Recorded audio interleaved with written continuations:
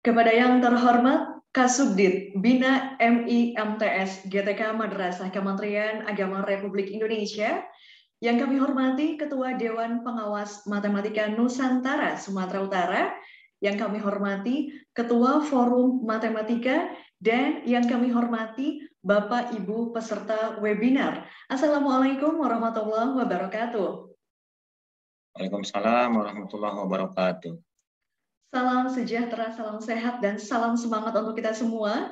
Marilah kita panjatkan puja kepada Yang Maha Kuasa, puji kepada Yang Maha Suci, serta syukur kepada Yang Maha Ghafur atas limpahan rahmat dan berkahnya, sehingga kita semua dapat berkumpul bertatap layar dalam webinar kali ini, hari Senin 4 Oktober 2021, dengan tema pembelajaran berdiferensiasi dalam matematika menuju merdeka belajar. Tema yang sungguh membuat kita penasaran dan bertanya-tanya untuk kita simak hari ini. Sepertinya juga tadi sudah sedikit ngobrol-ngobrol dengan Bapak Ibu sekalian, apa yang dimaksud dengan pembelajaran berdiferensiasi ini dan mengapa diperlukan pembelajaran berdiferensiasi dalam matematika. Lantas langkah-langkahnya mungkin seperti apa sih yang harus kita tempuh untuk menerapkan pembelajaran berdiferensiasi dalam matematika ini? Oke, semuanya akan terjawab dan akan dikupas tuntas oleh narasumber hebat yang sudah hadir di tengah-tengah kita. Namun sebelumnya izinkan saya Rini Lusiani dari Madrasah Aliyah Ashfanuddin Kuningan, Jawa Barat, selaku pemandu acara untuk membacakan susunan acara pada siang hari ini. Diawali dengan pembukaan, dilanjutkan dengan sambutan-sambutan, kemudian acara inti, lalu doa dan penutup. Baik, hadirin yang berbahagia, untuk mengawali acara pada siang hari ini, marilah bersama kita membaca surat Al-Fatihah.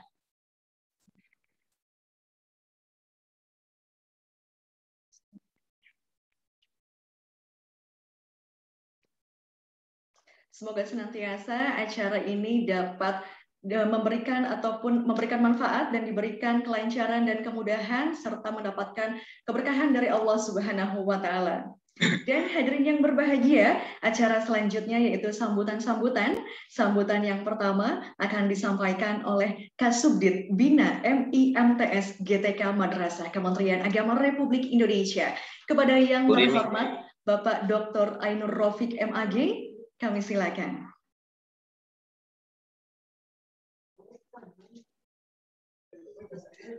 Oke, terima kasih. Suara saya didengar? Sudah terdengar jelas, Bapak. Oke, terima kasih. Assalamualaikum.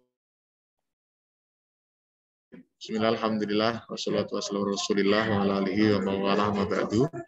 Yang kami hormati Bapak Direktur Jenderal Pendidikan Islam, yang kami hormati Direktur GTK Madrasah, yang kami hormati teman-teman Kasubdit di Direktorat GTK Madrasah, yang kami hormati para narasumber, yang kami banggakan teman-teman penanggung jawab link video conference program GTK Madrasah Berbagi, yang kami banggakan juga teman-teman peserta yang berkenan hadir pada siang hari ini. Dan hadirin yang berbahagia, akan kita simak bersama sambutan berikutnya yang akan disampaikan oleh Ketua Forum Matematika. Kepada yang terhormat Bapak Suryanto SPD MPMA, kami silakan. Oke, terima kasih Bu Rini. Apa suara saya terdengar jelas Bu Rini? Sudah jelas sekali Bapak, siap. Oke, terima kasih Bu Rini. Assalamualaikum warahmatullahi wabarakatuh. Waalaikumsalam warahmatullahi wabarakatuh. Alhamdulillah, hamdan syukurillah, salatan wa salamatan ala rasulillah, Allahumma sholli ala sayyidina Muhammad wa ala ali sayyidina Muhammad. Pertama-tama yang saya hormati dan kami muliakan Bapak Ainur Rafiq, sekaligus Kasubdit MI MTS, dan juga pembina Forum Madrasah Berbagi, yang merupakan perpanjangan tangan dari untuk komponen 3, yaitu pengembangan keprofesian guru. Selanjutnya yang saya hormati Bapak narasumber, yaitu Bapak Awaluddin Sitorus MPD, yang sengaja kita hadirkan untuk berbagi ilmu tentang konsep pembelajaran berdiferensiasi kepada kita semuanya. serta yang saya banggakan Bapak Ibu semuanya yang berhadir di ruangan Zoom meeting ini. Mudah-mudahan dengan kehadiran kita semuanya tetap dalam keadaan sehat walafiat, dalam lindungan Allah Subhanahu wa taala, dan tetap ikut mencerdaskan anak-anak bangsa, mengajar sekolah kita tanpa kurang suatu apapun. Dan hadirin yang berbahagia, telah saatnya kita memasuki acara inti dan tentunya sudah tidak sabar sekali untuk kita menyimak dari narasumber hebat yang sudah hadir pula di sini. Sudah bergabung bersama kita. Assalamualaikum, selamat siang. Apa kabar Bapak? Alhamdulillah sehat. Waalaikumsalam warahmatullahi wabarakatuh. Oke, di awal acara sudah sedikit sepintas memberikan informasi terkait dengan tema webinar kita kali ini. Dan waktu seluas-luasnya kami silakan kepada Bapak. Oke, terima kasih. Bismillahirrahmanirrahim. Assalamualaikum warahmatullahi wabarakatuh. Waalaikumsalam warahmatullahi wabarakatuh. Pertama yang saya hormati Bapak Kasubdit Bina MI MTS GTK Madrasah Pak Dr. Ainur Rafiq.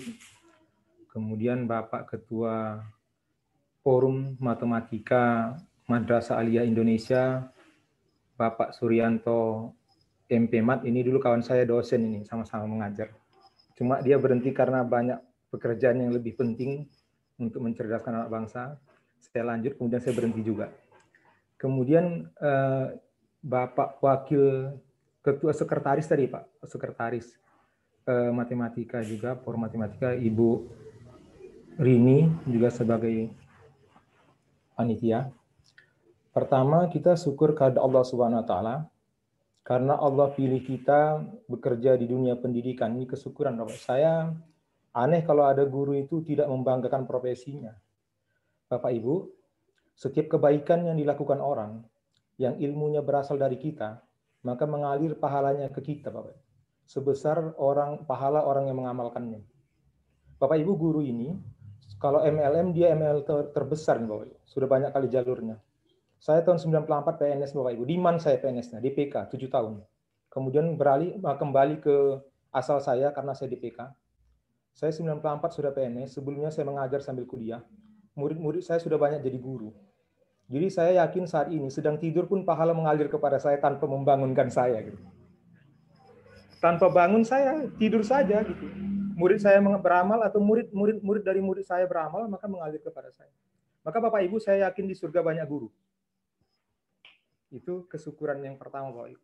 Kemudian kesyukuran kedua, di antara guru-guru itu Allah pilih pula kita orang yang diciptakan Allah sebagai guru yang tidak mau berhenti berguru, Bapak Ibu. Kita adalah guru yang tidak mau berhenti berguru. Apa akibat kalau guru berhenti berguru? Bapak Ibu, saya kuliah tahun 88, tamat tahun 93. Mengajar kemarin sampai tahun 2009 mengajar. Bapak Ibu bayangkan bagaimana kunonya ilmu saya saat itu. Gitu. Tahun 93 tamat, mengajar sampai 2009. Kemudian, dalam mengajar saya mempersiapkan anak saya untuk sukses di masa depan, Bapak Ibu. Begitu kunonya ilmu saya, kalau saya terapkan untuk mensukseskan anak saya di masa depan. Maka tidak ada pilihan kepada guru, harus tetap berguru. Oke Bapak Ibu, terima kasih. Saya share presentasi saya Bapak Ibu. Sudah terlihat Bu? Sudah jelas Bapak, sudah terlihat jelas. Oke Bapak Ibu. Ya. Sudah Bapak Ibu? Sudah. Oke Bapak Ibu. Kita melakukan webinar Bapak Ibu. Ini waktu saya masih muda dulu saya suka pakai autograf gitu. Jadi kalau saya mau menghitung gelas itu pakai autograf saya. Saya buat persamaan X sama dengan 1,5 Y pangkat setengah dari Y sama dengan 0 sampai dengan Y sama dengan 4. X sama dengan 0,2 dari saya buat itu gimana membentuk sebuah gelas. Kemudian saya nanti bisa menghitung bahan bakunya berapa begitu. Kalau diisi air berapa pula isinya. Itu suka waktu saya masih muda dulu Bapak Ibu. Sekarang saya sudah tua. Bapak Ibu, pertama idenya ini sebenarnya dari Pak Suryanto. Dia menelepon saya berbicara tentang pembelajaran berdiferensiasi yang fokusnya kepada Merdeka Belajar.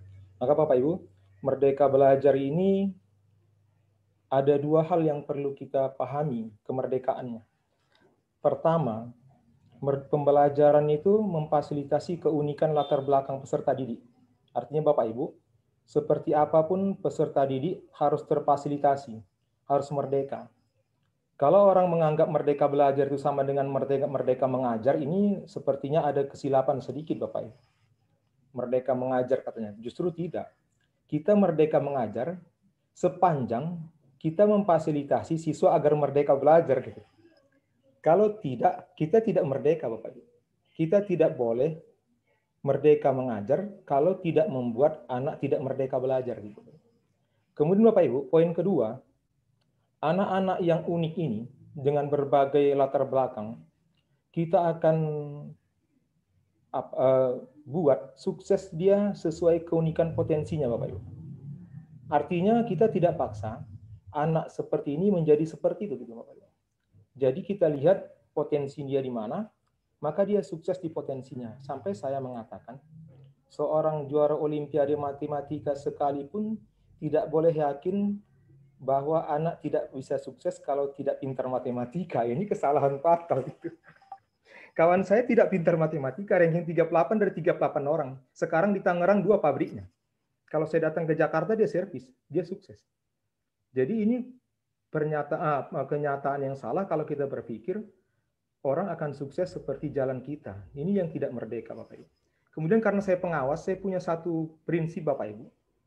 Supervisi berkerabat dengan solusi, bukan dengan intimidasi. Ini kalau mau merdeka belajar, maka pengawas-pengawasnya harus berpikir seperti itu. Supervisi itu berkerabat dengan solusi, gitu, bukan dengan intimidasi. Jadi kita datang untuk mereka.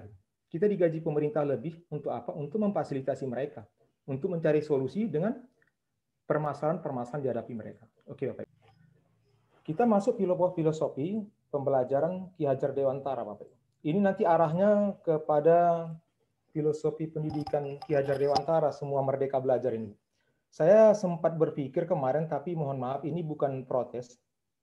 Saya berpikir Ki Hajar Dewantara dengan Ki Haji Ahmad Dahlan ini kan dua pelopor pendidikan yang punya pikiran yang bernas dua-dua. Tapi saat ini kita memakai pemikiran Ki Hajar Dewantara, kita terima, maka kita pelajari dengan baik untuk kita terapkan.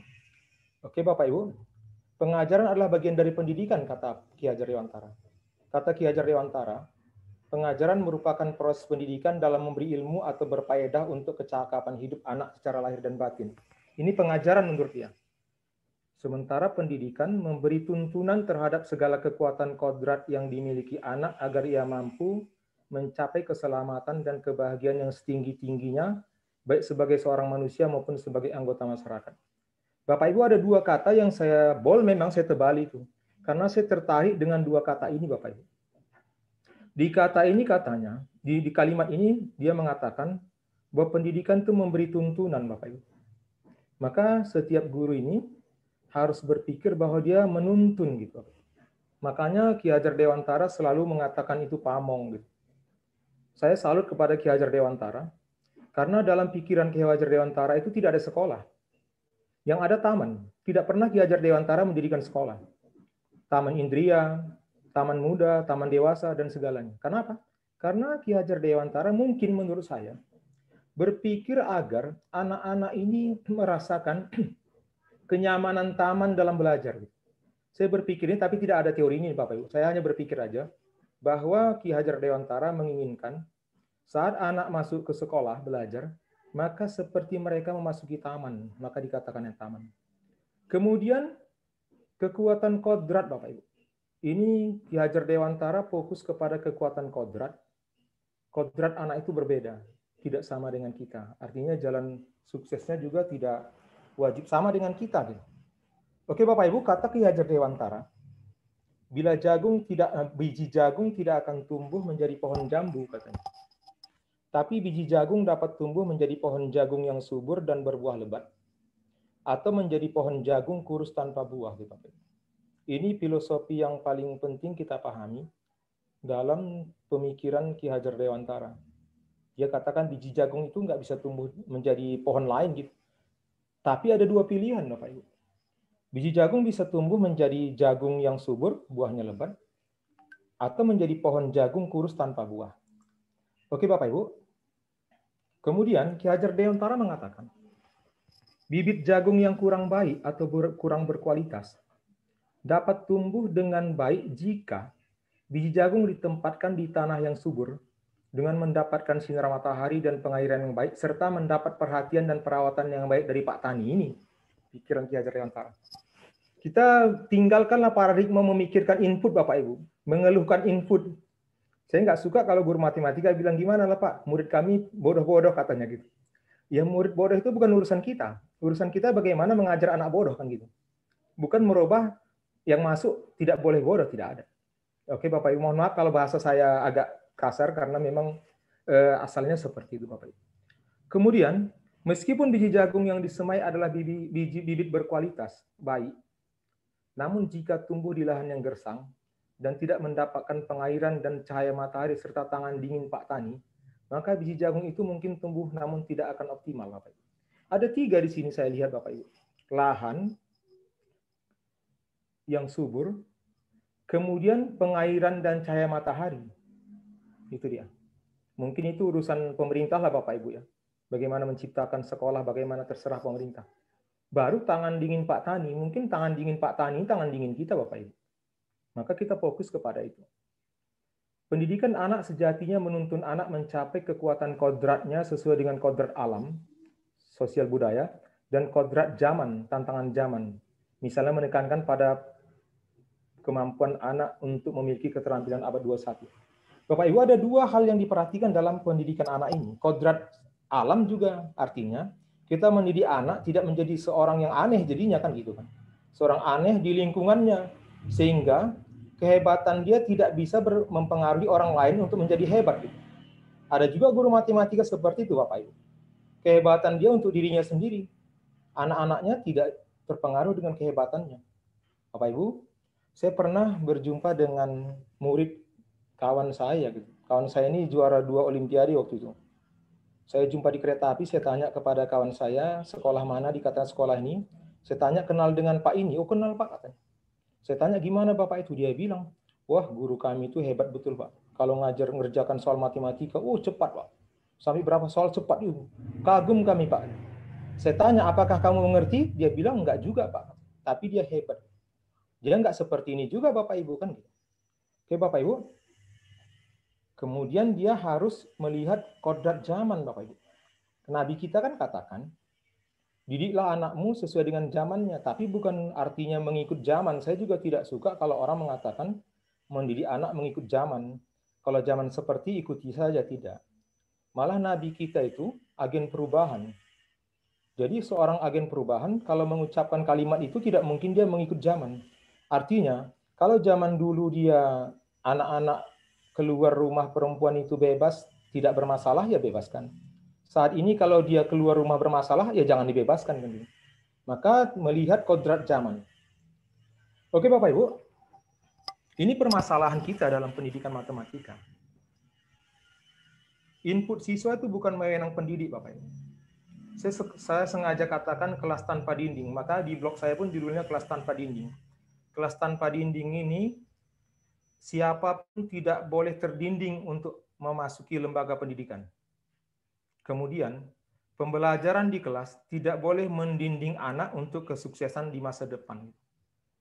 Saya ulang Bapak Ibu, siapapun tidak boleh terdinding untuk masuk ke lembaga pendidikan. Kedua, pembelajaran di kelas tidak boleh mendinding anak untuk sukses di masa depan. Ada satu hal saya lihat kebijakan pemerintah belakangan ini yang saya sangat setuju, menghilangkan ranking di raport itu. Menghilangkan ranking di raport itu. Karena apa ini Bapak Ibu? Ini menurut teori saya. Karena Bapak Ibu, raport ini kan sebenarnya penilaian sumatif, bukan penilaian selektif. Jadi saya heran mengapa di raport ada ranking. Penilaian sumatif ini kan membandingkan kemampuan anak dengan materi yang disiapkan gitu. Maka sepertinya kalau menurut saya hasil yang diperoleh dari sumatif itu hanya 3 atau 4 terserah. Sangat baik misalnya, baik, cukup, kurang. Karena dia membandingkan kemampuan anak saat itu dengan target yang harus dicapainya. Dan tidak ada kewajiban untuk membandingkan anak dengan temannya. Karena ini sumatif, Bapak Ibu.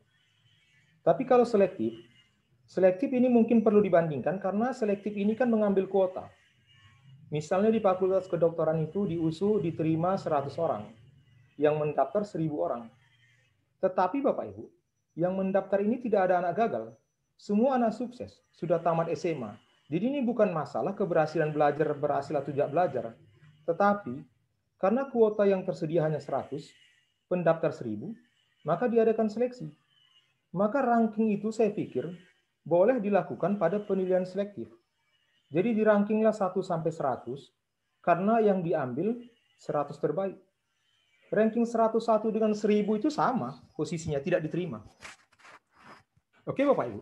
Maka saya sepakat ketika ranking dihilangkan. Karena apa? Karena ranking ini terkadang menghambat kita dalam membangun kemampuan kolaboratif dan komunikatif dari anak. Beberapa anak menganggap teman dia yang melebihi dia itu sebuah tantangan untuk merebut ranking. Sehingga anak ini tidak bersedia membangun kolaborasi dengan anak itu. Maka kita lihat, susah terjadi kolaborasi antara mereka selama ada ranking. Padahal kita yakini bahwa kemampuan kolaborasi dan komunikasi ini, saya pikir lebih penting jauh daripada hanya bisa mengerjakan persamaan linear 3 variabel, menentukan akar persamaan kuadrat ribet-ribet, atau menentukan hasil dari integral. Saya pikir jauh lebih bagus. Maka saya temukan di anggota DPRD itu jarang dia jago-jago matematika. Tapi mereka membangun kolaborasi dan komunikasi sejak sekolah. Jadi Bapak Ibu, kita pahami bahwa kelas kita ini harus tanpa dinding Bapak Ibu. Oke Bapak Ibu. Anak kita itu ada yang pintar Bapak Ibu. Ada pintar. Banyak di rumahnya sertifikat dan piala. Ada yang seperti ini. Berjalan kaki dengan pusat nampak. Berkilometer sampai sekolah, nggak bisa dibandingkan dengan anak yang pintar ini, Bapak Ibu. Maka kalau kita bandingkan dengan anak pintar ini, dia akan tertinggal. Ada yang ke sekolah harus dia naik ini, ada yang lewat sungai, ada yang kreatif seperti ini, Bapak Ibu. Berfoto pun seperti film-film kartun. Sampai seperti ini, Bapak Ibu, perempuan-perempuan anak-anak siswi kita mengaji pun dia bisa kreatif seperti ini. Ini mengaji, Bapak Ibu. Ada juga seperti ini, Bapak Ibu. Artinya kita tutup mata gitu terhadap input yang bagaimanapun harus kita terima. Tidak boleh kita tolak. Oke Bapak Ibu. Kemudian Bapak Ibu, lembaga pendidikan itu sebenarnya penghantar mereka yang unik ini untuk sukses di dunia nyata. Lembaga pendidikan. Mereka yang unik ini Bapak Ibu, tidak bisa kita samakan perlakuannya untuk beberapa orang yang berbeda. Pendidikan hak setiap anak bangsa dengan seluruh keberagamannya, Bapak Ibu.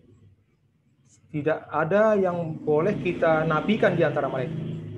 Guru tidak berhak menentukan persyaratan latar belakang peserta didik, tetapi harus merancang pelayanan paling sesuai dengan keberagaman latar belakang peserta didik yang ada.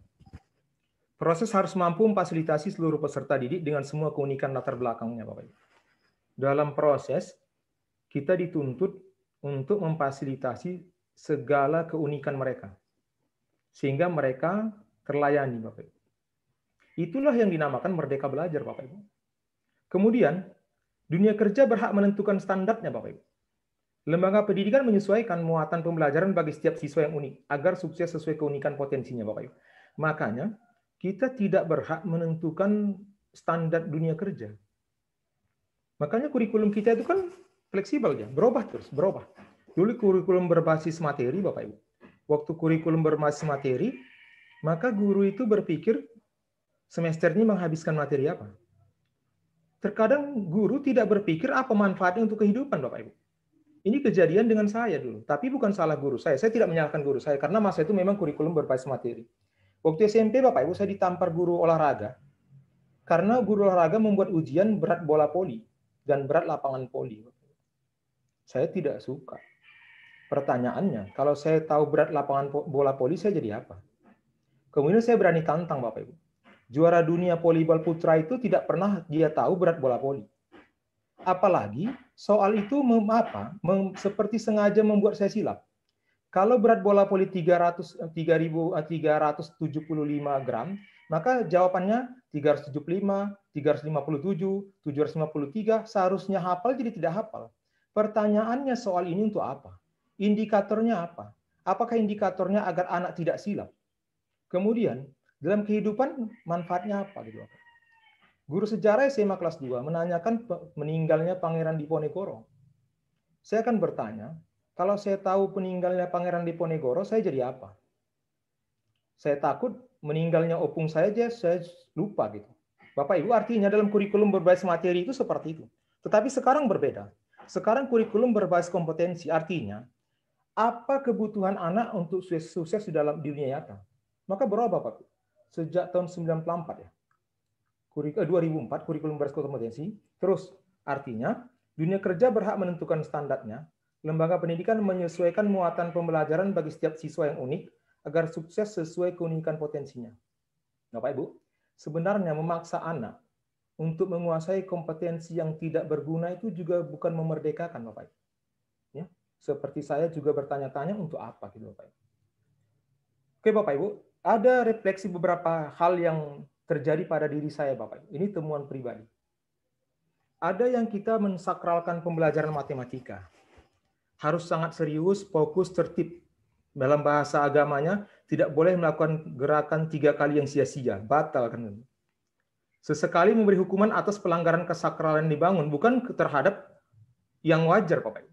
Artinya guru menentukan satu aturan kesakralan matematika, setiap pelanggaran dia hukum gitu. Bapak Ibu, ini bisa terjadi karena apa? Karena mungkin saja guru-guru matematika kita, terutama mohon maaf di tingkat dasar ini, Bapak Ibu, ada satu kekhususan tingkat dasar. Biasanya orang matematika itu kesabarannya tidak sehebat orang non-eksak. Maka Bapak Ibu, biasanya di SD kelas 1, anak-anak kita itu diajar oleh guru-guru non-eksak yang sabar, menghadapi kesusahan macam, menghadapi tingkah laku anak kita. Dipilah guru-guru yang sabar. Biasanya guru-guru ini tidak suka matematika. Dan saya takutkan guru ini dulu waktu belajar sering kena hukum waktu matematika. Maka dia sudah punya persepsi negatif pada matematika, dan dia mengenalkan anak kita tentang matematika di awal kehidupan anak kita mengenal matematika. Maka saya pikir guru-guru kelas 1 ini jangan hanya dipilih orang yang sabar. Karena nanti anak kita mengenal matematika dari orang yang membenci matematika. Ini kan berbahaya. Kalau kita membenci seseorang, maka informasi yang kita berikan kan informasi yang buruk. Ini waktu seminar, waktu debat saya pernah di salah satu daerah, wartawan semua debat, saya dipilih dari universitas. Saya katakan salah satu penyebab anak kita ini tidak suka matematika, karena sering sebagian besar anak kita mengenal matematika dari orang yang tidak menyukai matematika. Jadi sekolah-sekolah nanti, kalau bisa SD itu kelas 1-nya dipilih guru sabar dan dipilih guru matematika untuk mengenalkan matematika khusus, jangan guru-guru sabar yang tidak suka matematika nanti kasusnya. Kemudian Bapak Ibu, fokus pada penguasaan KD 3 dan KD 4 dan kurang memperhatikan kemampuan komunikasi dan kolaborasi siswa.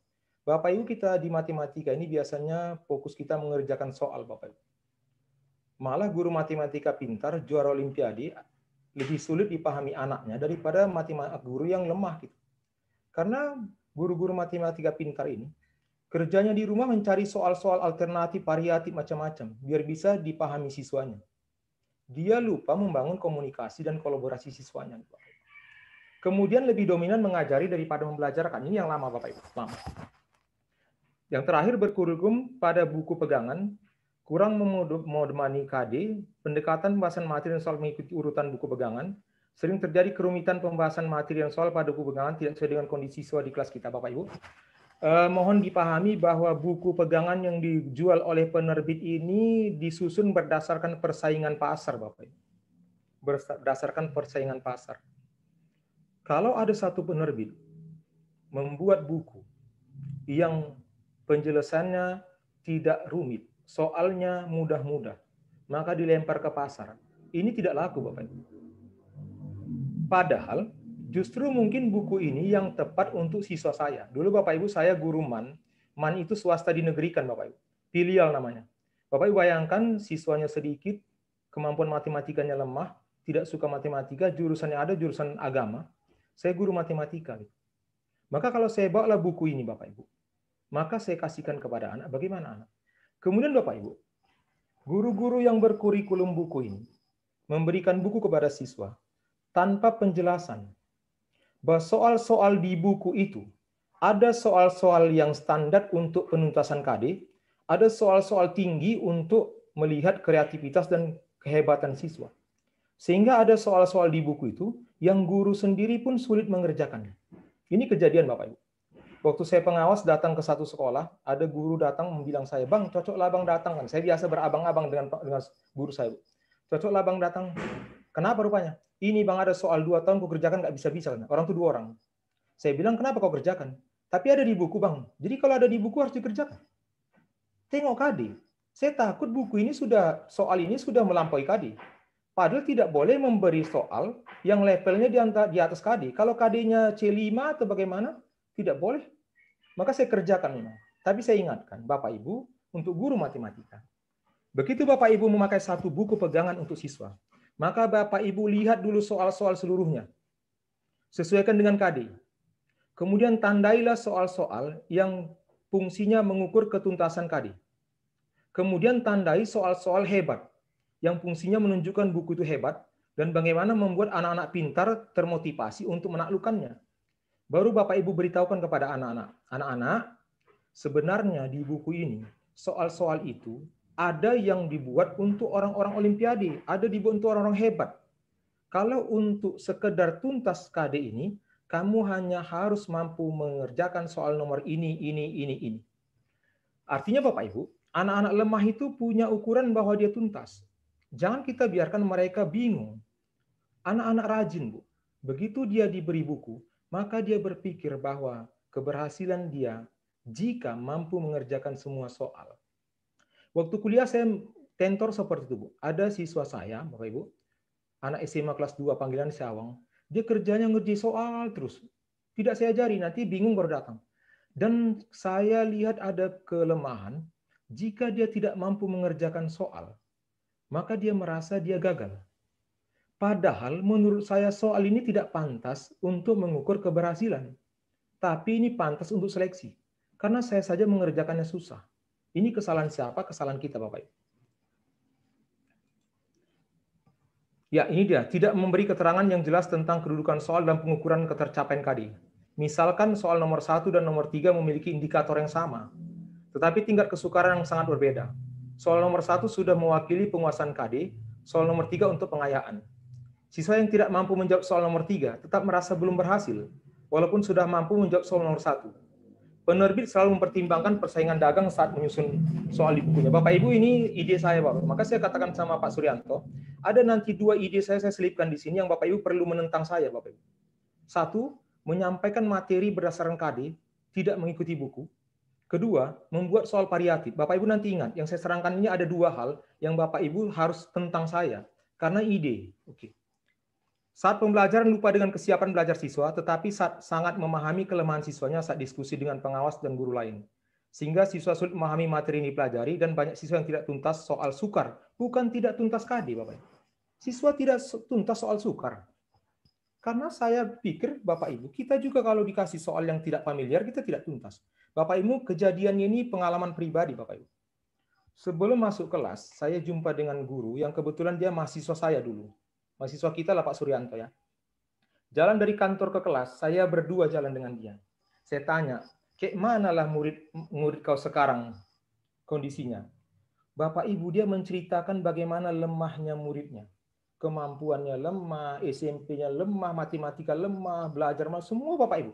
Saya catat begitu lemahnya muridnya ini. Begitu kita masuk ke kelas, dia mengajar, menuliskan soal. Dalam hati saya sudah mengatakan, pasti tidak ada yang bisa benar mengerjakan ini. Dia membuat soal, nggak ada dikerjakannya, tidak ada yang bisa. Gitu. Bapak Ibu, sesudah keluar saya bilang sama dia, tadi kau bilang muridmu lemah. Iya Pak, memang lemah Pak. Tapi soal yang kau buat itu kan susah. Saya dari pertama kau buat soal itu, saya yakin nggak ada yang bisa mengerjakan. Iya ya Pak ya, iya saya bilang. Kenapa kau hafal betul keadaan muridmu sebelum masuk, tetapi begitu di kelas, kau fokus kepada buku, lupa kepada keadaan muridmu. Maka bingung muridnya. Bapak Ibu, kemudian kedua, waktu ujian salah satu sekolah swasta di daerah pinggiran, saya lihat soalnya 10 soal. Terlalu sulit Bapak Ibu, integral. Saya lihat, saya yakin nomor 8, nomor 7 nggak ada yang benar. Saya tanya sama gurunya, Bu, nomor 10 ada yang bisa ngerjakan? Nggak ada lah Pak. Nomor 8 aja nggak ada bisa. Senang pula Ibu. Saya bilang, Bu, berarti Ibu salah buat soal ini. Kalau tidak ada siswa yang bisa mengerjakan nomor 8, 9, 10, soal Ibu yang salah. Atau Ibu berani dengan KD yang sama saya buat soal? Nggak berani juga dia. Bapak Ibu, terkadang siswa kita itu tidak tuntas soal sukar, bukan tidak tuntas KD, Bapak Ibu.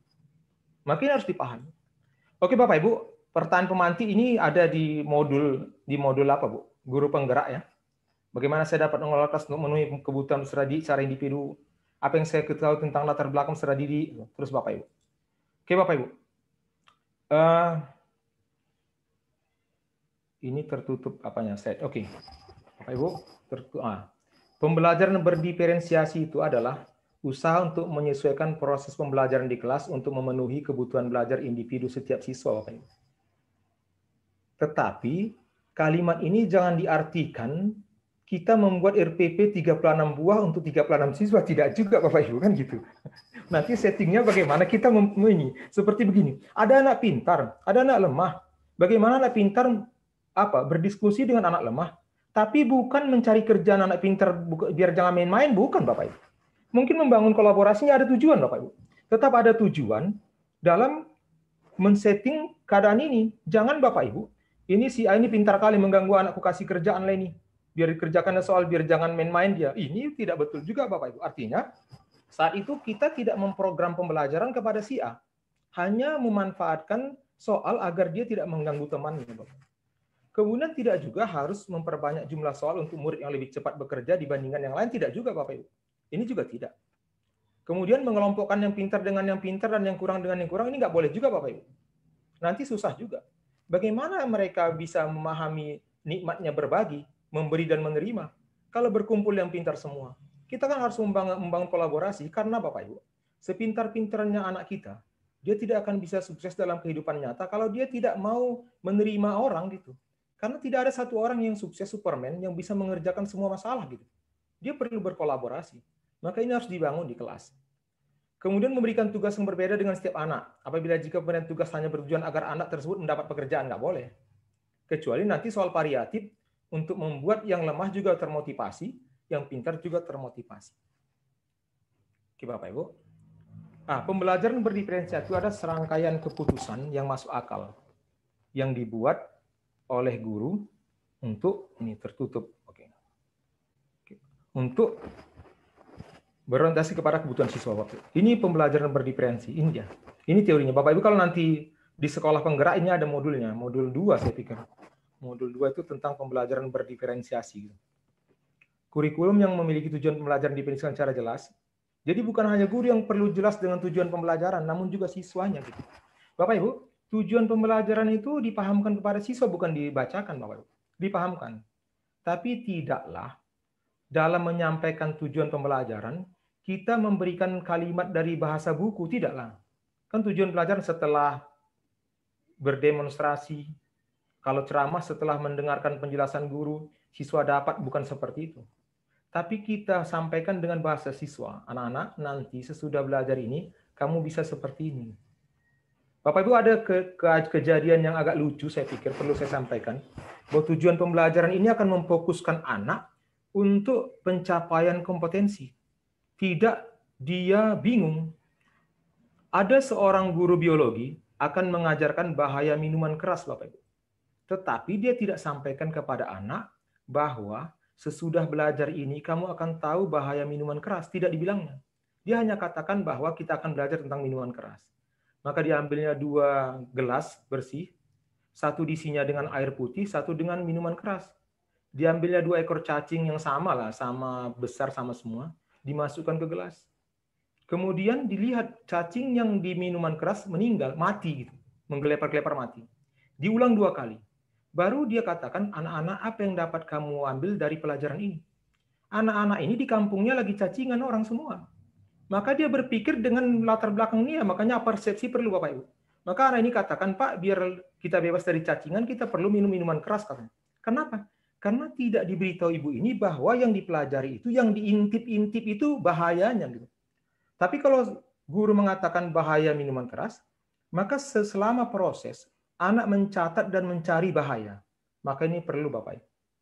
Kedua, bagaimana guru menanggapi atau merespon kebutuhan belajar siswanya. Bagaimana ia akan menyesuaikan rencana pembelajaran untuk memenuhi kebutuhan belajar siswa tersebut. Misalnya, apakah ia perlu menggunakan sumber yang berbeda, cara yang berbeda, dan penugasan serta penilaian yang berbeda. Bapak Ibu boleh memberi penugasan berbeda, tapi tujuannya bukan membuat anak pintar punya kerjaan tidak mengganggu anak lemah. Tapi memang tujuannya jelas. Anak pintar ini akan berkembang seperti ini, anak ini bisa seperti ini, anak ini sekedar tuntas. Maka kita beli perbedaan, boleh. Bagaimana mereka menciptakan lingkungan belajar yang mengundang siswa untuk belajar dan bekerja keras untuk mencapai tujuan belajar yang tinggi. Kemudian juga memastikan setiap siswa di kelasnya tahu bahwa akan selalu ada dukungan untuk mereka di sepanjang prosesnya. Bapak Ibu, ini perlu Bapak Ibu. Perlu anak memahami bahwa kita siap membantu mereka. Maka Bapak Ibu, kalau diskusi kelompok saya pikir ada 5 kelompok kita buat. Yang pastikan 5 orang terbaik di tiap-tiap kelompok ada gitu. Maka Bapak Ibu sebaiknya memberi tugas itu bisa dikerjakan oleh yang terbaik ini agar mereka dapat berdiskusi. Kalau enggak nanti mereka diam-diam aja. Yang pintar pun nggak bisa gitu. Karena Bapak Ibu melakukan diskusi kelompok ini tujuannya bukan hanya untuk menyelesaikan masalah soal Bapak Ibu, tetapi juga untuk membangun kolaborasi dan komunikasi Bapak Ibu. Jadi Bapak Ibu, kalau ada instrumen pembelajaran, pengamatan pembelajaran Bapak Ibu dalam diskusi kelompok, Bapak Ibu bukan hanya mengamati apakah KD tercapai, apakah soal terselesaikan, tetapi Bapak Ibu, apakah kemampuan komunikasi terbangun, apakah kemampuan kolaborasi terbangun. Jadi nanti Bapak Ibu dalam mengevaluasi, Bapak Ibu boleh memberi penguatan untuk penguatan kemampuan komunikasi dan kolaborasi, bukan hanya untuk mengerjakan soal. Manajemen kelas yang efektif, bagaimana guru menciptakan prosedur, rutinitas, metode yang memungkinkan adanya fleksibilitas, namun juga struktur yang jelas sehingga walaupun mungkin melakukan kegiatan berbeda, kelas tetap dapat berjalan secara efektif. Bapak Ibu saya pikir seperti itu. Jangan kita mengajar anak itu, bukan RPP-nya berbeda Bapak Ibu. Kalau sekarang menteri sekarang ini tidak ribet kepada administrasi yang tidak penting Bapak Ibu. Yang penting pekerjaannya itu dipahami dan dia bermanfaat. Bukan harus RPP-nya berlembar-lembar sampai berbuku-buku gitu Bapak Ibu. Oke Bapak Ibu, tetap kita kelola, jangan kelas ini jadi kacau karena berbeda kita buat. Kemudian penilaian berkelanjutan, bagaimana guru tersebut menggunakan informasi yang didapatkan dari proses penilaian formatif yang telah dilakukan untuk dapat menentukan siswa mana yang masih ketinggalan atau sebaliknya, siswa mana yang sudah lebih dulu mencapai tujuan belajar yang ditetapkan. Bapak Ibu, ada perbedaan penilaian formatif dengan sumatif yang terkadang kita lupakan Bapak Ibu. Penilaian formatif itu kan fungsinya untuk memperbaiki pembelajaran, menilai keberhasilan proses pembelajaran, bukan untuk menilai hasil belajar. Maka Bapak Ibu, saya pikir agak susah membuat penilaian formatif dalam bentuk pilihan ganda gitu. Karena kita susah mendeteksi kelemahan anak. Maka misalnya begini Bapak Ibu.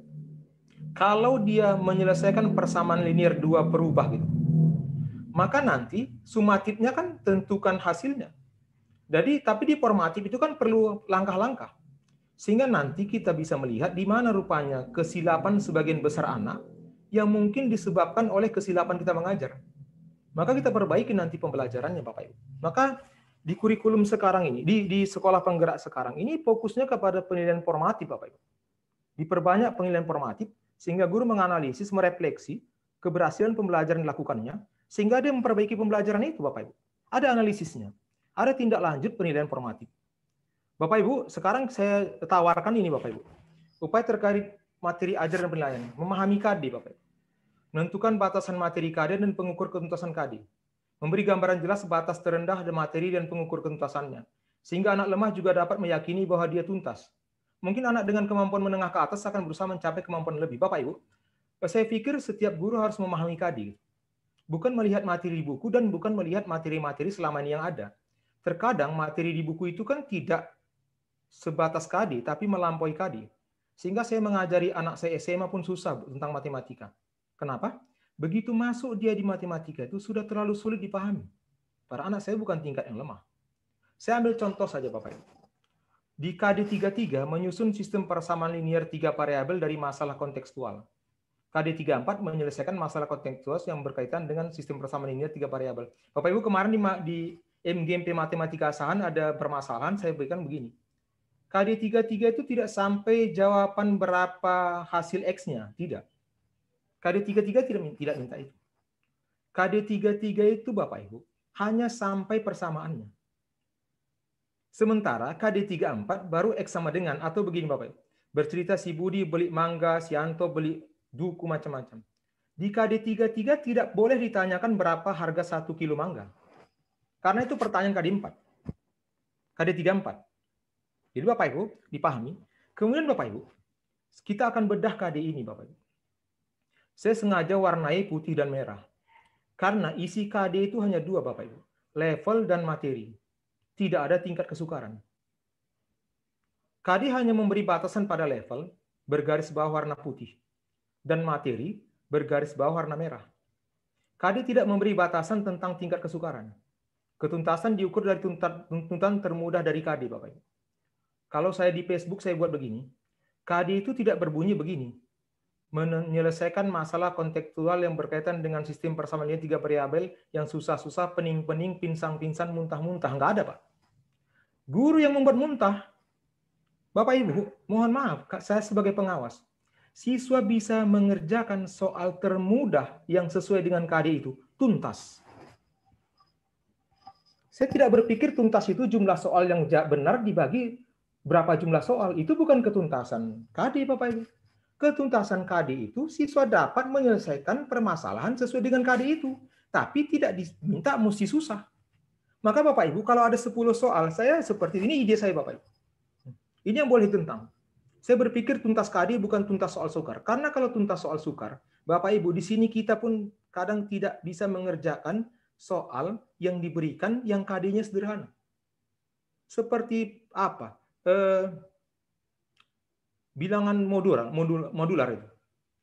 Apakah 735 habis dibagi 7? Ini kan KD-nya itu. Atau saya buat apakah 2222 pangkat 5555 tambah 5555 pangkat 2222 habis dibagi 7? Sama, Pak. Sama itu. Tapi satu kan soal olimpiade. Memang ternyata 2222 pangkat 5555 ditambah 5555 pangkat 2022 habis bagi 7 dan bisa kita kerjakan. Tapi apakah kalau soal ini kita berikan kepada anak nggak bisa? Kita katakan dia tidak tuntas, nggak juga Bapak Ibu. Maka Bapak Ibu, KD tidak pernah bercerita tentang tingkat kesukaran. KD hanya berbicara level dan materi, tetapi dilarang memberi soal yang di atas level KD. Kalau KD-nya sampai C5 ya C5. Kalau KD-nya sampai C4 ya C4. Jangan diberikan klasikal Bapak Ibu, klasikal ya. Kalau individual boleh. Tidak boleh diberikan klasikal soal yang melebihi level KD. Apakah ini sudah kita analisis soal-soal di buku kita? Oke Bapak Ibu. Jadi menurunkan IPK dan mati ajar sesuai KD. Buku pegangan sebagai bantuan bukan patokan Bapak Ibu. Bapak Ibu dalam mengajar, yang pertama pahami KD, turunkan IPK, turunkan materi. Baru kalau perlu lihat buku pedoman, buku pegangan. Bukan langsung buku pegangan yang dibahas Bapak Ibu. Terkadang dia melebihi KD. Klasifikasikan materi minimal dan materi tambahan sesuai dengan tuntutan KD. Dan sosialisasikan kepada siswa. Bapak Ibu, beritahu kepada siswa bahwa tagihannya sampai di sini anak-anak.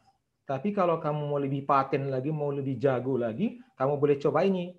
Tapi Bapak ingatkan, kalau kamu tidak mampu menyelesaikan yang kamu coba itu, kamu tetap tuntas. Tuntas KD, tapi tidak bisa menjadi orang-orang hebat dalam olimpiade mungkin itu. Agar siswa terlemah memahami tagihan materi wajib untuk tuntas. Contohnya menyelesaikan persamaan linear dengan cara eliminasi, substitusi, dan determinan matriks. Karena KD tidak mengatur cara penyelesaian, maka siswa dianggap tuntas walaupun hanya mahir menggunakan satu cara, Bapak Ibu.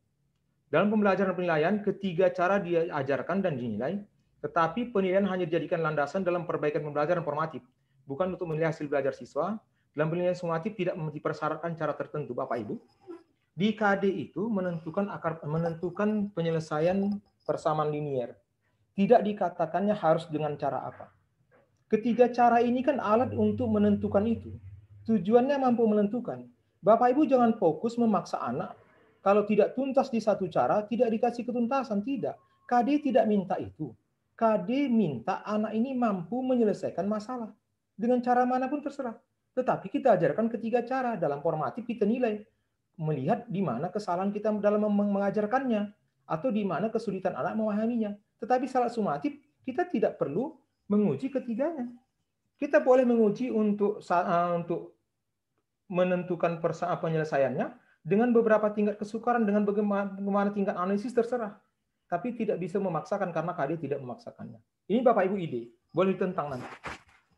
Merumuskan kriteria soal dengan kesukaran terendah yang memenuhi KD. Disosialisasikan pada siswa agar siswa mengetahui batasan antara soal penentu tuntasan KD dengan soal level kesukaran tinggi. Ini saya katakan tadi, Pak. Bapak tentukan, rumuskan. Kalau KD ini, soal penanda ketuntasan KD itu minimal seperti apa? Sesudah itu, baru Bapak cari dari buku-buku hebat, soal-soal yang hebat. Tetapi begitu kepada anak, Bapak beritahukan. Oke. Kemudian Bapak Ibu memberikan soal variatif dalam penilaian sumatif. Misalkan ada 5 KD dan 10 soal. Maka 5 soal berupa soal-soal mudah dari tiap KD, misalkan soal nomor 1 sampai 5. Dan 5 soal berikutnya ada soal sedang dan sukar, misalkan nomor 6 sampai 10. 6 sampai 10. Bapak Ibu, kalau setiap KD punya satu soal yang mampu dituntaskan anak, maka sebenarnya anak tuntas KD. Tuntas KD.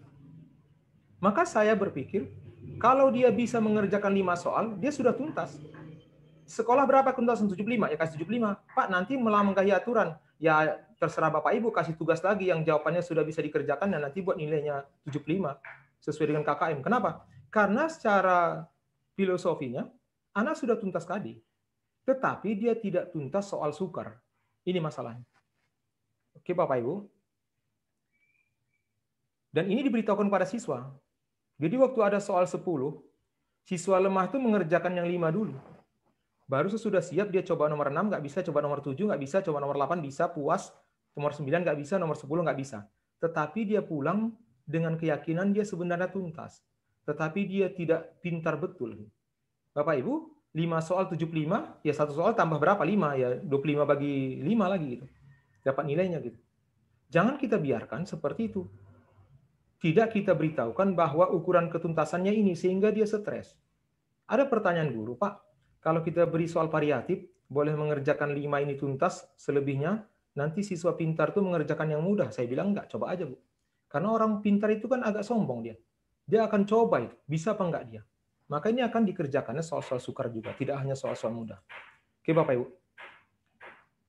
Terkait dengan PBM, Bapak Ibu, sebenarnya kita harus melakukan penilaian diagnostik kognitif dan non-kognitif untuk mendapatkan data valid keunikan latar belakang siswa atau kodrat siswa, serta meningkatkan kualitas dan kuantitas penilaian formatif untuk mendapatkan data valid tentang permasalahan pembelajaran yang akan diperbaiki, remedial. Bapak Ibu ada 2. Diagnostik harus dilakukan. Ya. Kognitif dan non-kognitif. Kalau kognitif kan dengan mapel kita, Bapak Ibu. Kita boleh coba materi prasyarat untuk materi ini gitu. Atau materi ini sekian persen. Sehingga kita paham bahwa kemampuan anak untuk memasuki materi ini sekian. Jadi kita bisa menyesuaikan pembelajaran kita. Non-kognitif Bapak Ibu, kita harus luar juga. Penilaian diagnostik non-kognitif untuk memetakan profil belajar. Profil belajar itu pendekatan yang disukai, yang dipengaruhi gaya berpikir atau gaya belajar, kecerdasan, budaya, latar belakang, Islam, dan lain-lain. Ini dia profil belajar. Kita harus lihat juga Bapak Ibu. Maka saya katakan tadi di awal, Pak, bagaimana pembelajar? Iya, Bapak Ibu, kalau anak kinestetis Bapak suruh menghafal catatan kan susah juga, atau anak visual Bapak suruh menghafal catatan, atau auditoral dia disuruh mendengar rekaman gitu. Anak visual itu lebih suka merekam Bapak bicara daripada mencatat, jangan dimarahi.